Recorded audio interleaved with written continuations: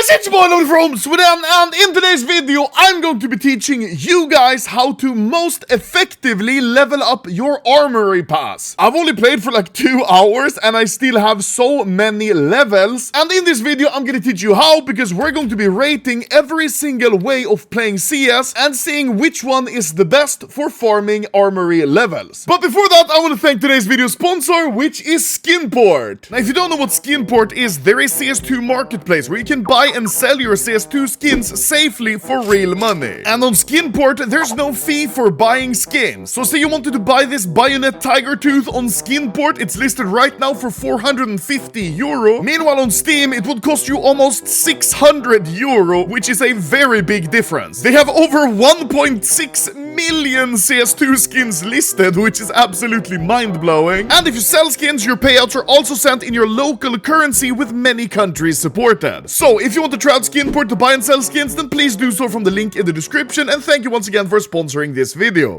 Now, we're going to be rating each of these game modes using 3 rankings. First of all, how long a game of each game mode takes. Secondly, how much XP you get for one game. And thirdly, how fun it is to play and farm to get the stars. The first game mode we're going to be looking at is, of course, Premier, the most played game mode in CS2. Now, a game of Premier lasts around 30 minutes on average. Sometimes it can be a little more, sometimes it can be a little less. But if you consider the loading times, the queue times, the map voting, the freeze time, the warm-up, everything, halftime, we're looking at an average of around 40 minutes. Now, per individual game of Premier, you do actually get quite a lot of XP. When I played and we won a game, we got around 1.5 stars for this win. However, when you lose, you only get around 0.7, which isn't very good. And finally, how fun is it? Well, I think Premier is very fun because you're not only playing to farm, you're also playing to increase your rating, rank up, maybe get to the next color, which is also fun and pretty cool. So if we do a quick calculation, with each game being around 40 minutes, and if you only win, you get 1.5 stars per game, it means you're getting around 2.25 Armory Pass stars per hour of Premier played. Overall, this is a pretty decent way of leveling up your Armory Pass. However, you will not only win your games, so the actual hourly rate will probably be quite lower. And I just realized, in case you get overtimes, that's probably gonna really affect how many stars you get per hour. Next game mode we're checking out is Competitive. It's sad to see how this used to be the most played game mode, but now it's just like kind of a shit game mode no one really plays because of these individual mapper ranks. The XP you gain per competitive is also pretty good. It's similar to Premier, where you get around 1.5 stars for winning and 0.7 stars for a loss, approximately. However, I would say competitive is actually quite a bit less fun than Premier, because in Premier, you're fighting for your rating. In competitive, am I gonna play a game where I'm fighting for my Mills rank with the same passion I do playing a Premier when my whole rating is on the line? No. So it's not as fun. However, if we calculate it, let's say 30 minutes per game and you get only wins 1.5 stars per win, you're looking at around 3 stars per hour. And those numbers sound pretty good, but realistically, you're also not going to only win here, so the real number of stars you get will be much lower. The next game mode is, of course, Wingman. Now, Wingman on average is usually pretty fast. I would say it averages around 12 minutes per game. However, the XP you get is not very good, with each Wingman win only giving you about half a level. And how fun is it? Well, I personally think Wingman is pretty fun. You're fighting for one single rank across all the maps, which is good, and if you play it duo queue with a friend, it can be pretty enjoyable. Calculating that a game of 12 minutes gives you half a star, you're looking at around 2.5 stars per hour, which means that Wingman is a pretty decent way of farming stars, but not the best by far. Next game mode we're jumping to is Deathmatch. Now, unlike the previous game modes, Deathmatch always has a set time of 10 minutes, not more, not less. And per Deathmatch, you get around 0.65 levels per game that you win, but only around 0.4 levels if you lose. And how fun is it? Well, Deathmatch is good in the sense that you're not only farming for levels, but also actively training your aim, which is good, and I think it's pretty fun to just whip around and shoot headshots. So so deathmatch, pretty decent. So if we pretend that you only win your games and each game is 10 minutes, well, that's 6 games per hour, you're getting around 3.9 stars per hour, which is the best we've seen so far. The downside with deathmatch is that to win every single game, you have to be focused, and that can kind of wear you down after you play it for a couple of hours. The second to last game mode we're looking at is Arms Race. Now, the default time per Arms Race game is 10 minutes, just like deathmatch. Unlike deathmatch, however, for Arms Race, you basically get 0 XP. I don't know why. I played games and I won, and I played games that I lost, and still it doesn't seem to impact it. You only get around 0.1 or 0.15 stars per game. That's really bad. Now, in my opinion, playing Arms Race is really fun. I mean, who doesn't like a gun game? Problem with me is I'm very competitive, so I can get very tilted if I don't win my Arms Race games. Yeah. Nah, this motherfucker, Papa, fuck you, Papa Joint. I stole it.